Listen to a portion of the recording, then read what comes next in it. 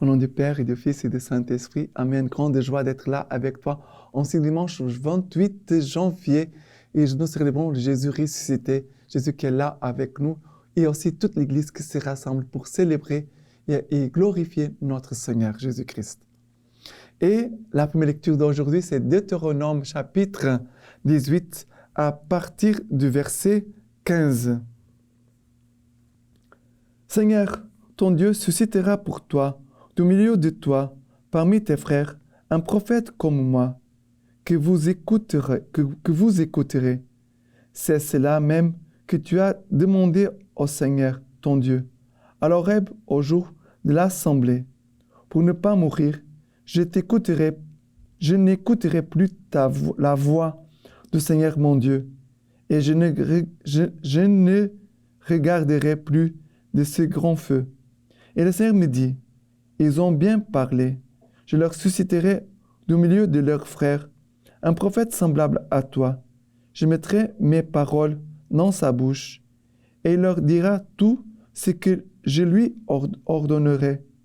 Si un homme n'écoute pas mes paroles, que ce prophète aura prononcé en mon nom, alors c'est moi-même qui en demanderai compte à cet homme.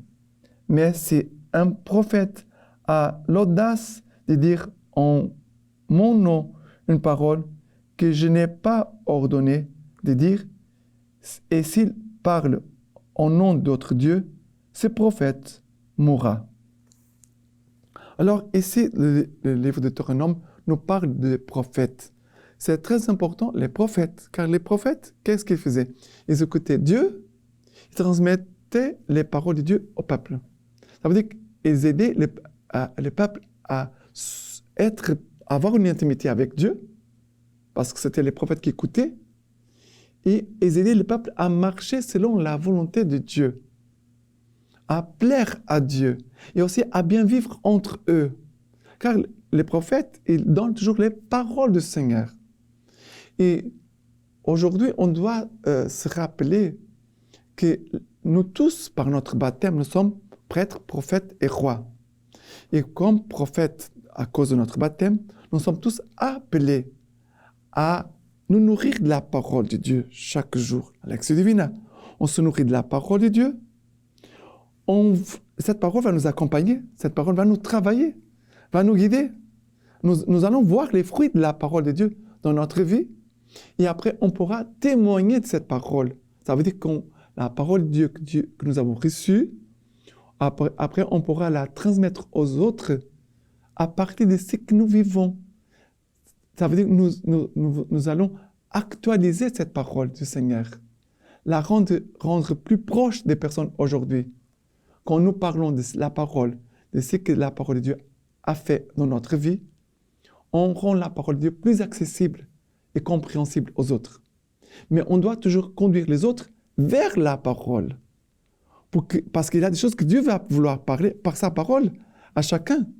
Et non pas seulement à partir de mon témoignage. Parce qu'autrefois, les gens n'avaient pas la parole de Dieu. La parole de Dieu se transmettait, elle était transmise par les prophètes. Aujourd'hui, nous avons la parole de Dieu. Nous avons la parole du Seigneur. D'accord? Mais rappelons-nous, nous sommes tous invités à cette mission de transmettre la parole de Dieu aux autres. C'est le grand trésor que nous avons, que nous devons donner. L'Eucharistie, je la reçois à la messe. Mais je ne peux pas, en sortant de l'église, donner l'Eucharistie aux autres. Bien sûr que l'Eucharistie, elle est en moi et je pourrais, par ma présence, rendre l'Eucharistie proche aussi des autres. Mais la parole que j'ai reçue, que j'ai écoutée et j'ai gardée, je peux la donner aux autres. Voilà, la parole de Dieu qui fait son chemin. D'accord? Et le psaume d'aujourd'hui, c'est le psaume 95. 95, à partir du verset 1. Venez, crions de joie pour le Seigneur, acclamons le rocher de notre salut. Approchons de sa face en rendant grâce. Au son des musiques, acclamons-le. Entrez, courbons-nous, prosternons-nous, à genoux devant le Seigneur qui nous a fait, car c'est lui notre Dieu. et nous le peuple de son bercail, les troupeaux de sa main.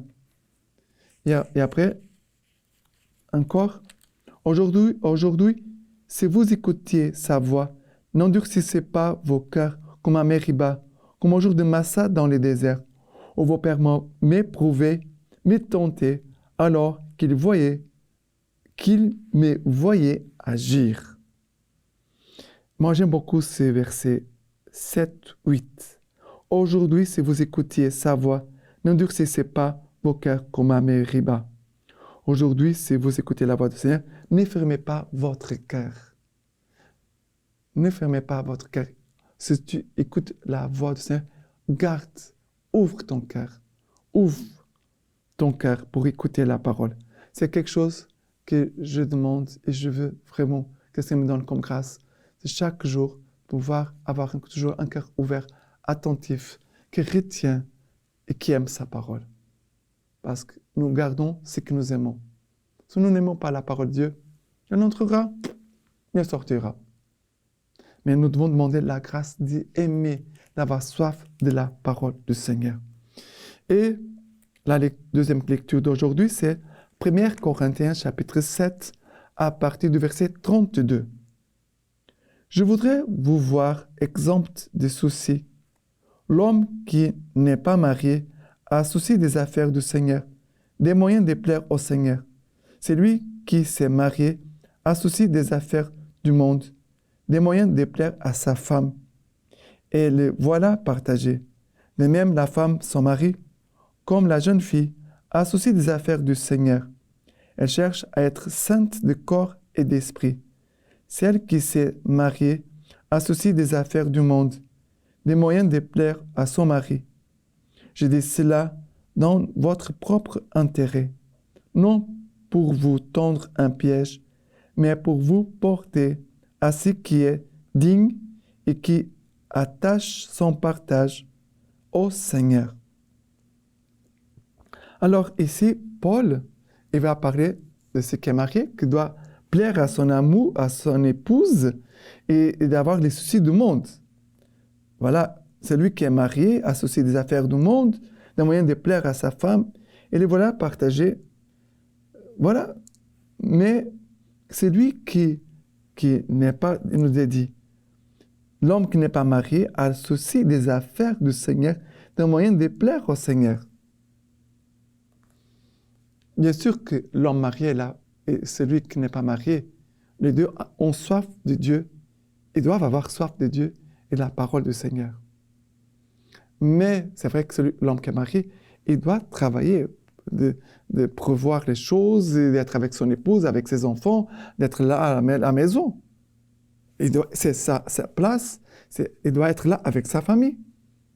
Mais celui qui n'est pas marié, bien sûr, qu'il va travailler aussi, il n'est pas paresseux.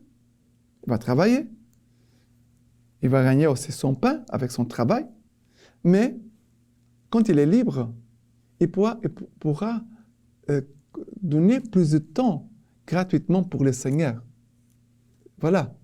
Quand nous travaillons, les deux travaillent. Celui qui est marié, celui qui n'est pas marié. Les deux travaillent. Mais après le travail, il y a le repos, il y a la vie à la maison. Celui qui est marié, il doit prendre soin de son épouse, de ses enfants, d'être là avec eux, de parler avec eux, de les aider. Celui qui n'est pas marié, n'a pas de femme, n'a pas d'enfants, il est plus libre pour se consacrer au service du Seigneur et de chercher comment plaire au Seigneur. Voilà. Et maintenant, l'évangile d'aujourd'hui, c'est Marc chapitre 1er. Marc chapitre 1er, à partir du verset 21. Ils pénétrèrent à Capharnaüm, et aussitôt, le jour du sabbat, étant entrés dans la synagogue, il enseignait. Jésus enseignait. Ils étaient frappés de son enseignement, car il les enseignait comme ayant autorité, et non pas comme les scribes. Et aussitôt, il y avait dans leur synagogue un homme possédé d'un esprit impur, qui cria en disant, « Que nous veux-tu, Jésus le Nazaréen? Es-tu venu pour nous perdre? Je sais qui tu es, le Saint de Dieu. » Et Jésus le menaça en disant, « tais-toi et sors de lui. Et le secouant violemment, l'esprit impur cria d'une voix forte et sortit de lui. Ils furent tous effrayés, de sorte qu'ils se demandaient entre eux, « Qu'est-ce que c'est là ?» Un enseignement nouveau donné d'autorité. Même aux esprits impurs, ils commandent et ils lui obéissent. Et sa renommée se répandit aussitôt partout dans toute la région de Galilée. Alors, la parole de Dieu ici, Jésus enseigne. Jésus donne la parole de Dieu. Jésus donne avec autorité. Pourquoi? Parce que la parole qui est donnée, c'est la parole qui est vécue. La parole qui est enseignée, c'est la parole qui est aimée. Ça veut dire qu'il n'y a pas de différence entre la parole que Jésus donne et ce que Jésus est et ce qu'il vit. Il n'y a pas de différence. Malheureusement, en nous pécheurs, la parole que nous donnons, ce n'est pas toujours la parole qui habite en nous. Ce n'est pas toujours la parole que nous vivons. Ce n'est pas toujours la parole que nous pratiquons, malheureusement. Mais nous devons proclamer la parole avec fidélité. Nous ne devons pas enlever des choses de la parole. On dit, comme je ne vis pas la chasteté, je ne vais pas parler de chasteté. Comme je ne vis pas l'obéissance, je ne vais pas parler d'obéissance. Comme je ne vis pas, je ne sais pas, il a telle chose, telle situation, alors je ne vais pas parler de ça. Non. On ne doit pas cacher la parole. On ne peut pas être négligent avec la parole. Si je ne vis pas encore la parole, je dois proclamer la parole, que cette parole qui est proclamée puisse susciter en moi déjà la force et la grâce, et les ailes, la décision de la pratiquer. Voilà, de vivre mieux la parole de Dieu. Mais cette parole qui chasse le mal, qui chasse les esprits du démon. Et la parole de Dieu, c'est toujours une parole de sainteté, de lumière, qui chasse les ténèbres. La parole est la lumière. Elle est Dieu, la parole. Et elle chasse les démons. C'est pour cela que nous devons, aux enfants, enseigner la parole de Dieu, expliquer la parole de Dieu aux enfants. Déjà tout petits, leur enseigner, pour qu'ils puissent apprendre déjà une petite phrase par cœur. Voilà, pour qu'ils puissent connaître la parole, qu'ils puissent aimer la parole, mais aussi que cette parole puisse les garder. La parole puisse nous garder de tout mal. D'accord? Et la lecture patristique d'aujourd'hui de Saint Ignace nous dit ceci. Ignace, appelé aussi Théophore, ça veut dire porte-Dieu, à l'Église de Dieu, le Père, et de son Fils bien-aimé Jésus-Christ. Église qui a obtenu tous les dons par miséricorde, remplie de foi et de charité, à qui ne manque aucun don de grâce, très aimée de Dieu et porteuse de sainteté, à cette Église qui est à Smyrne, en Asie mineure. Je souhaite toutes sortes de joie dans un esprit irréprochable et dans la parole de Dieu. Maintenant, je vous laisse la bénédiction par les mains toutes pures de la Vierge Marie. Dieu Tout-Puissant vous bénisse et vous garde, le Père, le Fils et le Saint-Esprit. Amen.